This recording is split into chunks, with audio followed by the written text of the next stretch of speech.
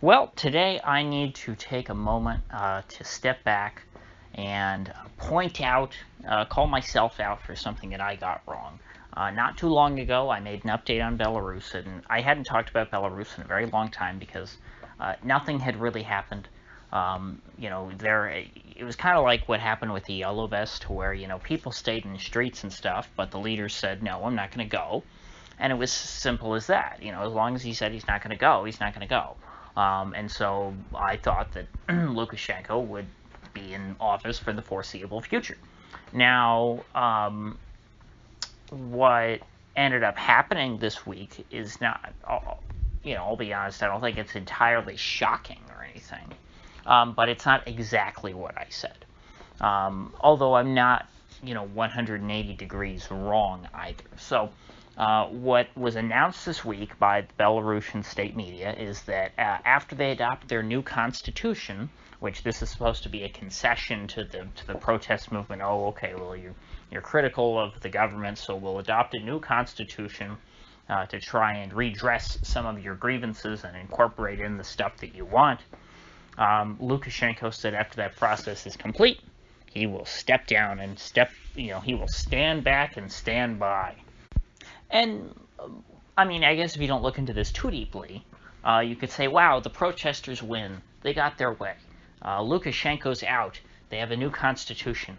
Belarus is going to become a NATO country in no time, aren't they?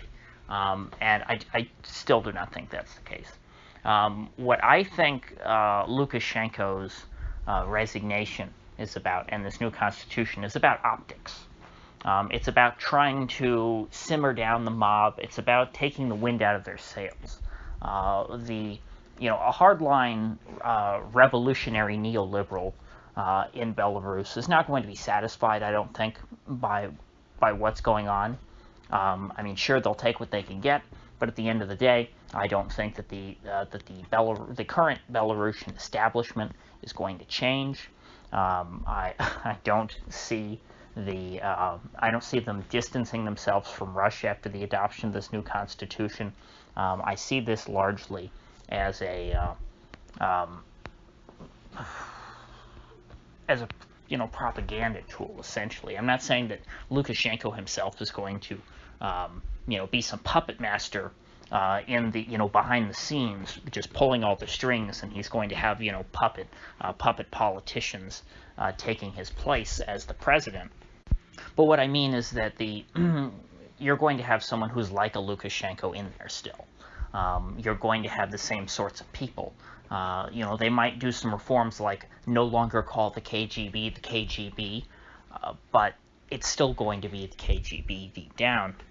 I've not seen anything to indicate that all of a sudden Belarus is falling to the west or something like that.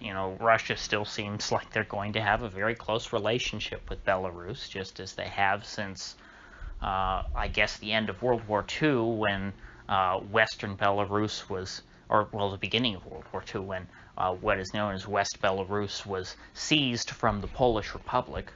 I think that the Russians have time and time again made it clear that to them is not even frontier land. That's a hard border for them. That is, that's absolutely not just within their sphere of influence, but a part of their heartland, or I guess they call it the motherland.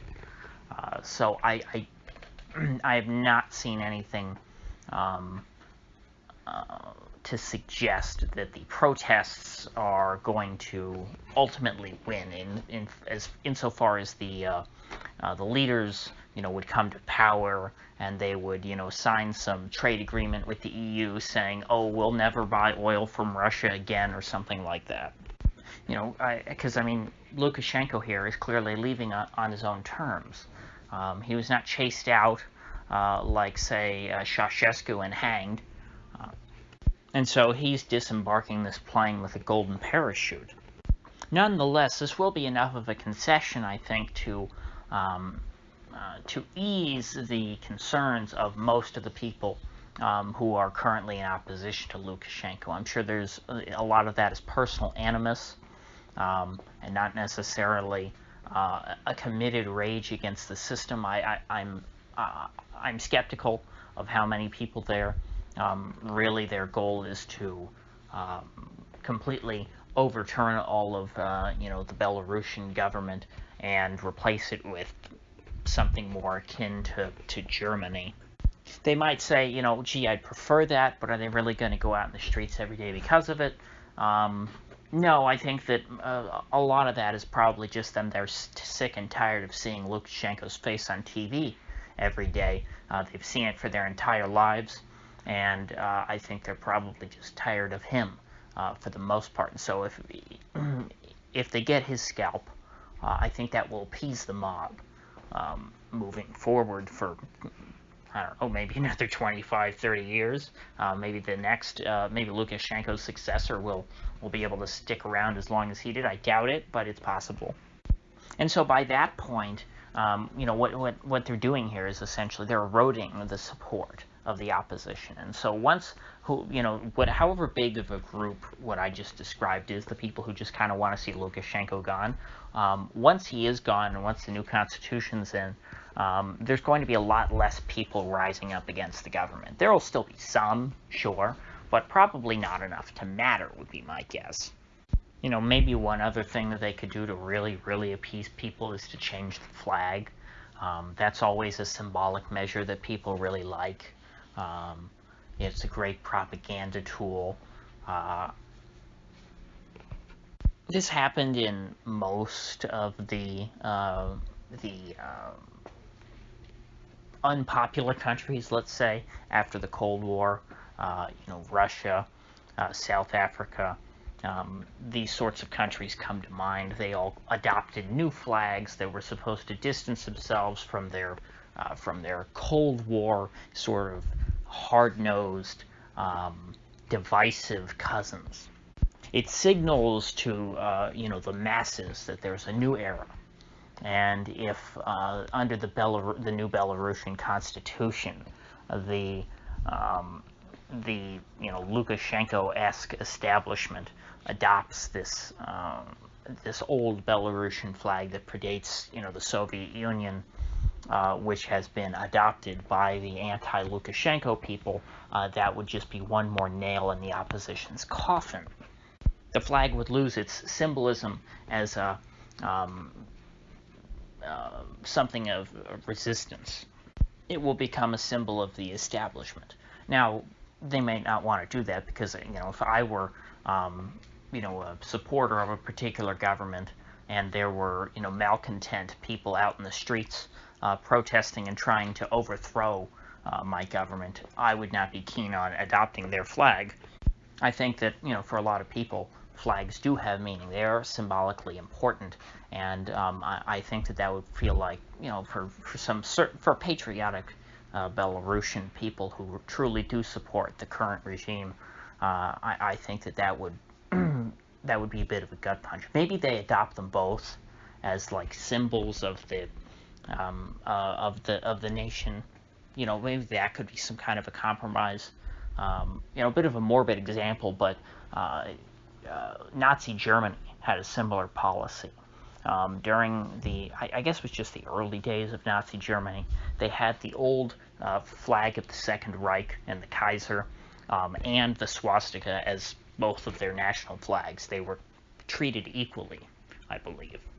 And this was the Nazis' way of trying to unite the old with the new. The people who loved the old Germany, Wilhelmine Germany, when Germany was a world power, when Germany was respected around the world, and people who believed in, the new Nazi ideology and regime, which was in fact very different from the old German imperialism.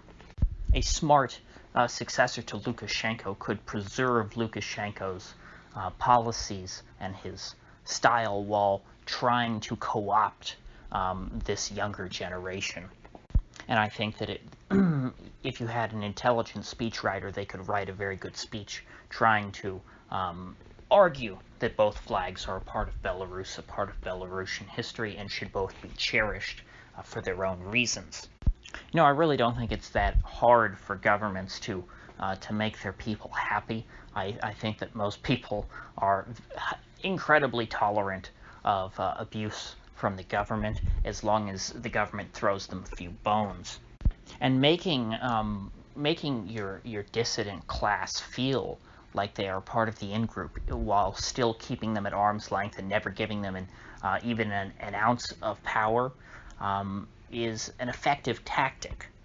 I mean, it's old school Orleanist politics. The Duke of Orleans in France, he was a big backer of the Enlightenment and of the French Revolution for a time, because he thought that he himself could co-opt it, but he gave in a little too much to them. He gave up too much ground, they had too much power, and then they didn't need him anymore.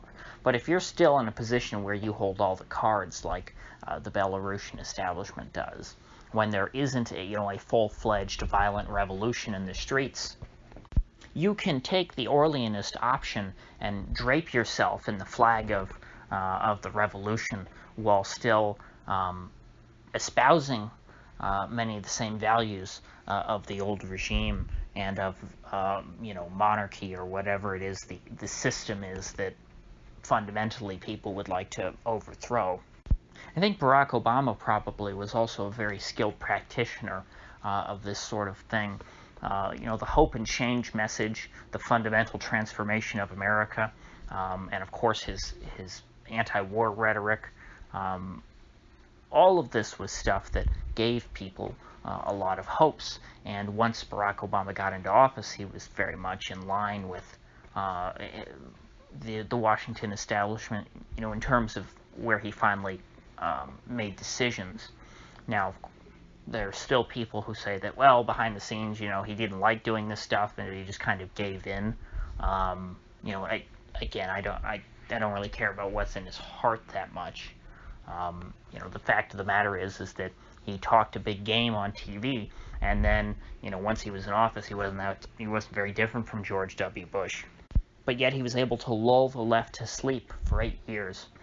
They complained about nothing, no matter how bad it was that Barack Obama did, no matter how similar, his decision-making was to that of George W. Bush.